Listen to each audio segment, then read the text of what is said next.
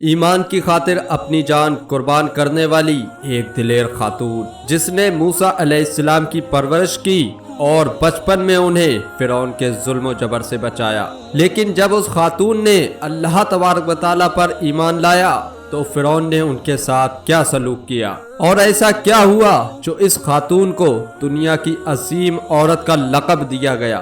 فرعون مصر کا ایک ظالم بادشاہ تھا۔ اس نے مصر میں آباد قوم بنی اسرائیل کو غلام بنا رکھا تھا اور ان پر ظلم کے پہاڑ توڑتا تھا۔ فرعون بے حد ہی مغرور بادشاہ تھا اور خود کو لوگوں کا خدا بتلاتا تھا، لیکن کسی میں بھی اتنی جرت نہ تھی کہ فرعون کی مخالفت کر سکے۔ لہٰذا اللہ تبارک و تعالیٰ نے فرعون کے خاتمے کا ارادہ کیا تو بنی اسرائیل میں حضرت موسیٰ علیہ السلام کی پیدائش ہوئی۔ جب موسیٰ علیہ السلام کی پیدائش ہوئی تو ان دنوں فرعون نے اپنے سپاہیوں کو یہ حکم دے رکھا تھا کہ بنی اسرائیل میں آج کی رات جو لڑکا بھی پیدا ہو اسے قتل کر دیا جائے۔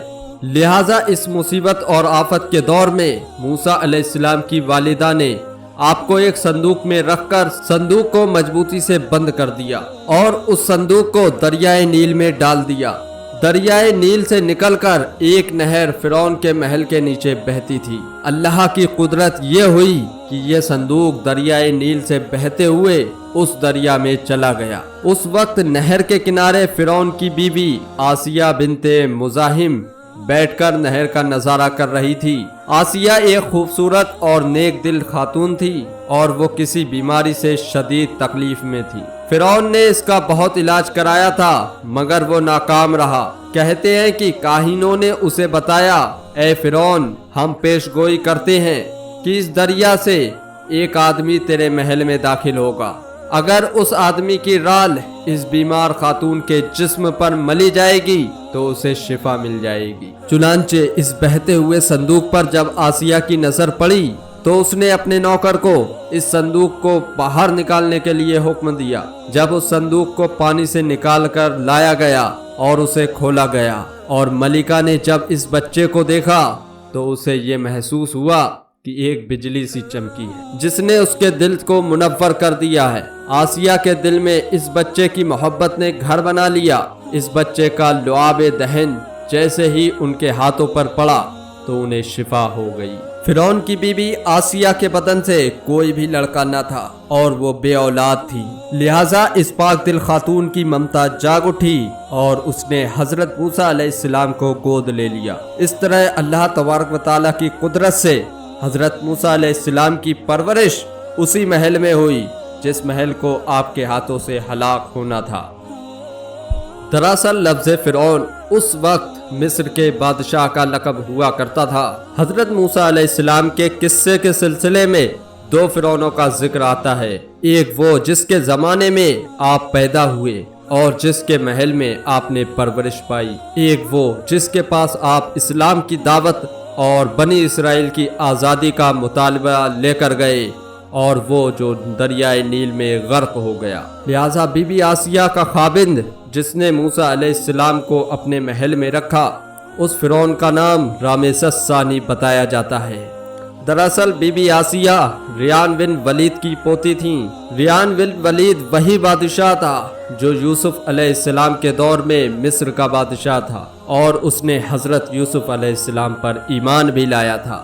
جب مصر میں قبطی خاندان کی حکومت آئی تو فرعون نے اپنی طاقت کے زور پر بی بی آسیہ سے شادی کر لی اور انہیں دھمکی دی کہ اگر انہوں نے شادی سے انکار کیا تو ان کے والدین کو قتل کر دیا جائے گا۔ لیکن شادی کے بعد بھی اللہ تبارک و تعالیٰ نے حضرت آسیہ کو فرعون کے شر سے محفوظ رکھا اور وہ آپ پر قادر نہ ہو سکا۔ مبخرین لکھتے ہیں کہ اللہ تبارک و تعالیٰ نے فرعون کو نامرد بنا دیا تھا، اور بعض نے لکھا کہ فرعون کو ایک ایسی بیماری تھی کہ طبیبوں نے اسے ساری عمر صحبت کرنے سے منع کر دیا تھا۔ لہٰذا فرعون کبھی بھی حضرت آسیہ کے قریب نہ جا سکا۔ یہ بھی اللہ کی ایک حکمت تھی تاکہ بی بی آسیہ فرعون کے ناپاک جسم سے بچی رہیں۔ بہرحال حضرت موسیٰ علیہ السلام کی پرورش فرعون کے محل میں کسی شاہی فرد یا شہزادے کے مانند ہوئی اور ہر طرح کے آرام و آرائش آپ کے لیے تھے۔ حضرت موسیٰ علیہ السلام فرعون کے تکبر، گھمنڈ اور خدائی کے دعووں کو ناپسند کیا کرتے تھے اور ہمیشہ توحید کے متعلق واضح بات کیا کرتے تھے جو فرعون اور اس کے درباریوں کو اچھی نہیں لگتی تھی۔ بہت جلد وہ وقت بھی آ گیا جب اللہ تبارک و تعالیٰ نے حضرت موسیٰ علیہ السلام کو نبوت عطا کی اور آپ فرعون کے دربار میں اسلام کی دعوت لے کر تشریف لائے، اور اس وقت فرعون کے کہنے پر حضرت موسیٰ علیہ السلام اور فرعون کے جادوگروں کے بیچ ایک مقابلہ ہوا جس میں حضرت موسیٰ علیہ السلام کی عصا مبارک حقیقی سانپ میں تبدیل ہو گئی اور جادوگروں پر حق واضح ہو گیا کہ یہ اللہ کے سچے رسول ہیں جنہیں ہماری ہدایت کے لیے بھیجا گیا ہے، جبکہ فرعون اپنی انا اور غرور پر قائم رہا اور موسیٰ علیہ السلام کی دعوت کا انکار کر دیا۔ اسی دربار میں بی بی آسیہ بھی موجود تھیں، لہٰذا آپ نے جب یہ سنسنی خیز منظر دیکھا تو آپ کے دل میں فوراً ہی حق کا نور واضح ہو گیا اور آپ موسیٰ علیہ السلام پر ایمان لے آئیں۔ بی بی آسیہ فرعون مصر کی بیوی اور ملکہ تھیں۔ آپ کے پاس مال و دولت کی کثرت تھی، لیکن اس کے باوجود بھی آپ غرور اور تکبر کی شکار نہ تھی، بلکہ آپ کا دل ہر وقت غریبوں کی مدد کرنے کے لیے حاضر تھا۔ آپ دل کھول کر ان پر صدقہ اور خیرات کیا کرتی تھیں۔ اسی وجہ سے آپ کو ام المساکین یعنی مسکینوں کی ماں بھی کہا جاتا ہے، کیونکہ بی بی آسیہ اپنے شوہر رامسس کے مجالس کو بھی خوب جانتی تھیں، اسی لیے اپنے ایمان کا اظہار نہ کیا۔ آپ چھپ چھپ کر ایک اللہ کی عبادت کیا کرتی تھیں اور توبہ استغفار کیا کرتی تھیں، اور ہمیشہ اللہ سے یہ دعا کرتی تھیں، اے اللہ مجھے فرعون اور اس کے عمل سے نجات دے، میں اس کی کفریہ حرکتوں سے بیزار ہوں۔ حضرت آسیہ خفیہ طور پر حضرت موسیٰ علیہ السلام کے خدا کی عبادت کیا کرتی اور دعا اور استغفار میں مشغول رہتی، یہاں تک کہ فرعون کو ایک دن آپ کے ایمان لانے کی خبر ہو گئی۔ اس نے ایک دن اپنے درباریوں سے کہا، کیا آپ لوگوں کو میری بیوی کا کچھ خبر ہے؟ تم لوگ اس کے متعلق کیا جانتے ہو؟ سب درباریوں نے بی بی آسیہ کی بڑی تعریف کی اور ان کی بھلائیاں بیان کرنے لگے۔ فرعون نے کہا، کیا تم لوگوں کو نہیں معلوم وہ میرے سوا دوسرے خدا کو مانتی ہے؟ لہٰذا فرعون نے غضبناک ہو کر بی بی آسیہ کو اپنے دربار میں بلایا اور ان سے دریافت کیا کہ تو کسے اپنا معبود مانتی ہے؟ حضرت آسیہ نے بھی دلیری اور جذبہ ایمانی سے جواب دیا کہ میں موسیٰ کے رب پر ایمان رکھتی ہوں جو میرا، تیرا اور ہم سب کا خدا ہے۔